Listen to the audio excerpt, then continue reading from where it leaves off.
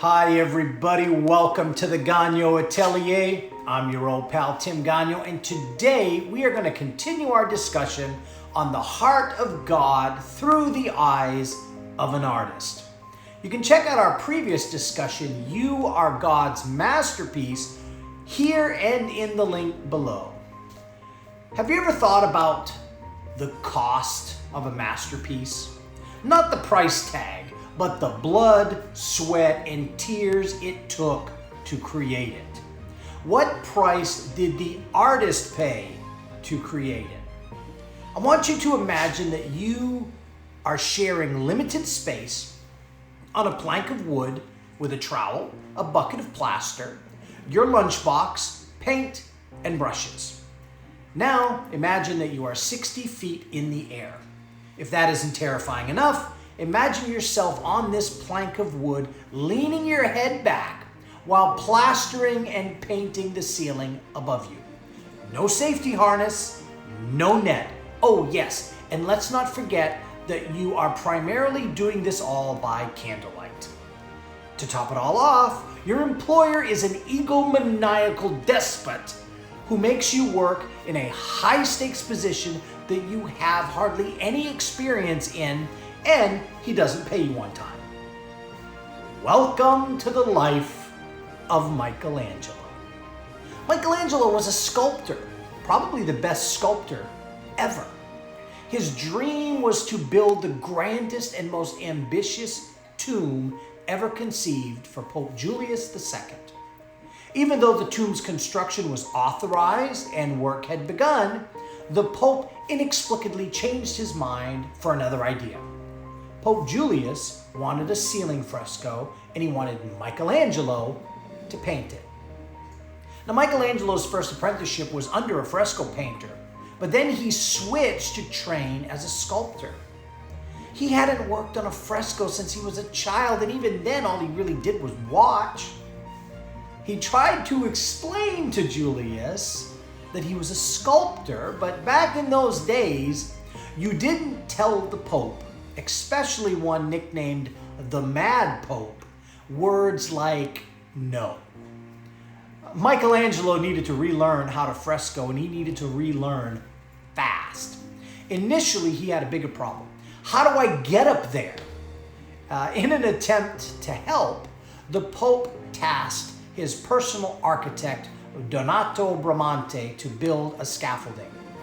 Bramante's poorly conceived scaffolding would have guaranteed Michelangelo's failure, forcing him to design and build his own.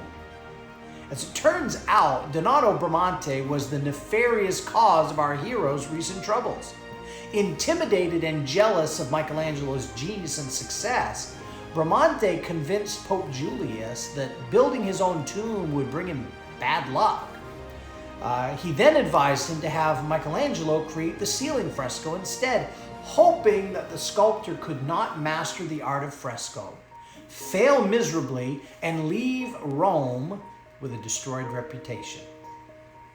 Michelangelo was on to him though, and instead dug in his heels and went to work.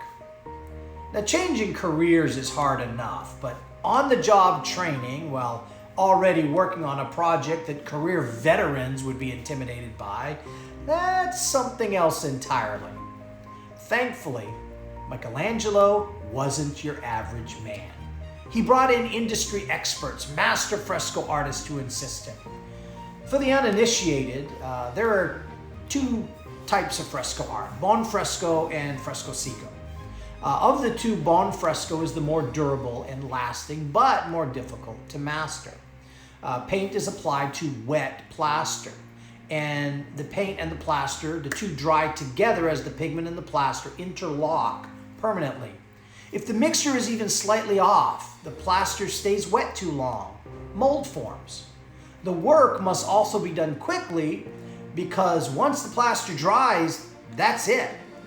Buon fresco artists would lay just enough plaster that they could paint in a single day. It was a laborious, back-breaking process, but the end result was absolutely worth the effort. So Michelangelo watched and learned, but it wasn't long before he also grew increasingly frustrated with the work ethic, or lack thereof, of his tutors. He is known to have yanked brushes right out of their hands because the tutor's skill level wasn't up to his standards. Their frequent breaks drove him to the brink, and he finally sent them all home. Although Michelangelo had many close friends, he had a very well-deserved reputation for an ill temper. He was easily offended. Even though he had real enemies like Bramante, he often found enemies where there weren't any. Now alone, ready or not, he set about the great task above his head. As hard as he was on others, though, Michelangelo practiced what he preached. His work ethic was nearly superhuman, and his dedication to a task extreme, to say the least. A wealthy man, he purposely lived in squalor. He barely ate, and even then, the barest of bread. He rarely slept, and when he did, he didn't even bother to undress. He wore his boots for so long that when he finally did remove them, historians tell us that his skin stuck to the inside leather. That's nasty. His social life was all but non-existent. If Michelangelo was conscious, Michelangelo was working. Worldly pleasures were for lesser men. The work itself was backbreaking. Many people falsely believe that Michelangelo laid down while painting. Rather, he stood up with his head tilted backwards and his paintbrush held high above his head, painting by candlelight. He did this for 4 years. Nobody can push themselves to that extreme and it not take a toll. The biographer Giorgio Vasari documented that, quote, he executed the frescoes in great discomfort, having to work with his face looking upward, which impaired his sight so badly that he could not read or look at drawings save with his head turned backwards.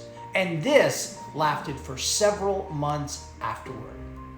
Michelangelo's biographer, again Vasari, marveled that Michelangelo bore all that discomfort so well. Michelangelo wrote poems complaining about great weight loss, migraines, crippling back pain, and more. At one point, he fell from the scaffolding onto the floor below, grievously injured. He literally crawled home and was bedridden for weeks. It was a miracle that he survived at all. I mean, my gosh, that fall was massive. And then there's Raphael. Raphael was in many ways the polar opposite of Michelangelo. He was young, handsome, socially popular, extremely skilled, and on the rise. He was simultaneously working on his own fresco just down the hall and happened to be close friends with Michelangelo's despised enemy, Bramante. Despite working behind locked doors, word quickly spread of Michelangelo's success with his fresco. In yet another act of sabotage, Bramante snuck Raphael into the chapel to get an uninvited and unwelcome behind-the-scenes glimpse. Raphael was so awestruck by the majesty and the grandeur of Michelangelo's work that he immediately changed his style of one of his pieces to co-opt Michelangelo's genius as his own. Well, that didn't sit very well with our hero, and he immediately recognized it for what it was. No one would see the Sistine Chapel frescoes for a very long time, and long after Raphael's work was already on display. So who would the public believe copied who? Well, Michelangelo knew Bramante was behind it all in a nefarious effort to further Raphael's career at his expense. Michelangelo held a grudge against Bramante and Raphael to his final breath. Years of self-inflicted extreme asceticism, fierce dedication, social isolation, around-the-clock physical labor, mental anguish, physical injury, all while fending off the constant threat of sabotage by rivals, subjecting himself to working conditions so inhumane they would be criminal to force on another man, literally taking years off his own life. Why would anyone choose to live like that? Well, this is the cost of a masterpiece. If you're not willing to work daily over a lifetime to the point of mental and physical exhaustion, and then drive yourself even further, you're not worthy of it. This is what it takes to be the best, to create the best. What others would call foolish, extreme, even insane, must be your norm. You have to be willing to go further than everyone else would dare, and then further still. Passion must be all-consuming. Anything short of this, unacceptable. When we compare this to Christ's work on the cross, the parallels become obvious. God created man to thrive within a unique, eternal relationship with Him. Sin renders this relationship impossible. The rift is so enormous that no one can ever hope to breach this gulf. Because God is the offended party, He and only He can decide the parameters of reconciliation. When man attempts to restore the relationship on his own terms, he only manages to offend God further. I've always wondered why Jesus was forced to go to such horrific and brutal extremes to save humanity. It honestly frightens me to contemplate that an omniscient God could think of no other solution to the problem of fallen mankind. Jesus had to die in our place. Okay, I get that. God required a sacrifice. But why did Christ have to suffer such a torturous, sadistic death? Even the animals that were sacrificed in the temple were put down relatively humanely by comparison. Jesus himself asked the same question in Luke 22:42. The Tim Gagnon translation, come on, Dad, surely between you and me, we could think of a better way to solve this problem. Nope.